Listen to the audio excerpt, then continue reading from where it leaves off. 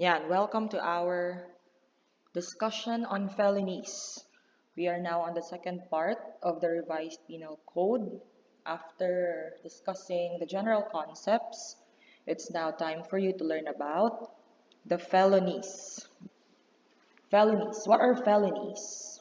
So, ito, introduction naman ulit. As far as felonies are concerned, so at the end of this discussion, you should be able to define felonies. Okay, master the meaning of felonies. Although we have already defined felonies in our discussions, general concepts. You should be able to also identify the elements of intentional felonies. Analyze mistake of fact. Ano ba yan na tinatawag na mistake of fact doctrine?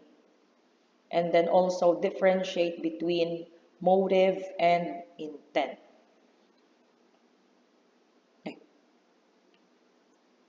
Okay, so what are felonies? So balikan lang natin, this is just a review.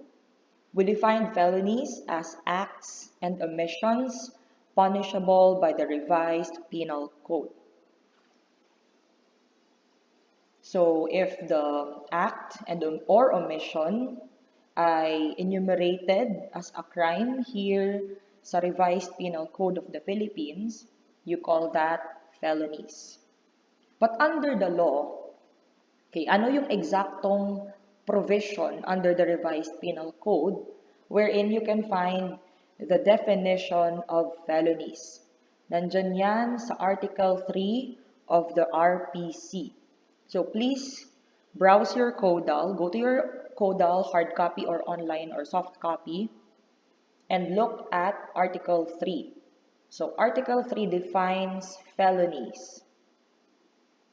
Article 3 of the revised penal code states, acts and omissions punishable by law are felonies. Felonies are committed not only by means of deceit, dolo, but also by means of fault, culpa.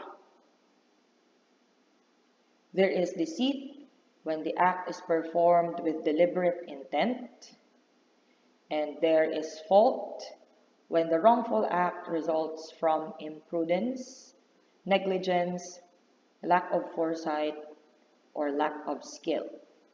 So as usual, hihimay-himayin natin itong definition na ito. So kailangan master natin ang Article 3 ng RPC. So may nilagay ako ditong mga guide questions. So actually class, when you look at the law, they just define or they just answer certain questions. So, I made here a question, what are felonies? The first sentence of Article 3 answers that question. So, felonies are acts and omissions punishable by law.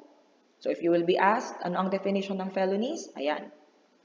Acts and omissions punishable by law, specifically the revised penal code.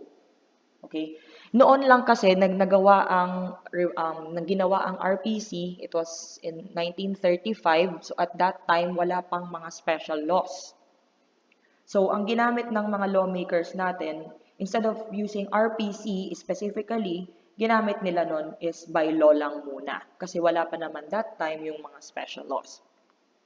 But to be exact, the law that is being referred to here, meaning ang pigmimin kaini. So anong law ang minimin kaining law na ini sa first sentence? It's the RPC. Okay? Specifically, RPC. Okay, next question. How are felonies committed? Paano nakocommit ang sarong felony? According to second sentence of Article 3, felonies are committed not only by means of deceit or dolo, but also by means of fault or culpa. Okay, we will explain that later in detail. Ano ba yan na deceit? Ano ba yan na fault? But it is obvious here that felonies are committed two ways, by deceit and by fault. Next question. Ito na. When is there deceit? Kasi sabi dito, Committed ang felony by two means, deceit, okay, deceit, tsaka dolo and fault. Pero paano natin masasabing may deceit? Paano natin masasabing may fault? Ito yan. Third sentence will answer your question. There is deceit when the act is performed with deliberate intent. Okay? Sinadya mo, may knowledge, may freedom, may intention, criminal intention to do the criminal act. Yan ang makakasabi kung may deceit. We already discussed this in our previous discussion, yung mens rea, right? If you remember. So, may deliberate intent, may deceit. Next question. When is there fault? Look at the second part of the sentence.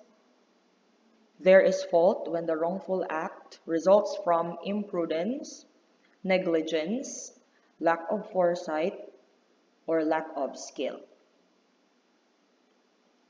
There is fault when the wrongful act results from imprudence, negligence, lack of foresight, or lack of skill.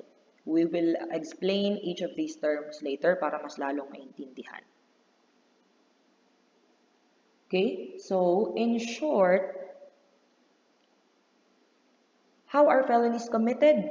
By means of deceit. Yan ang mga tinatawag nating intentional felonies.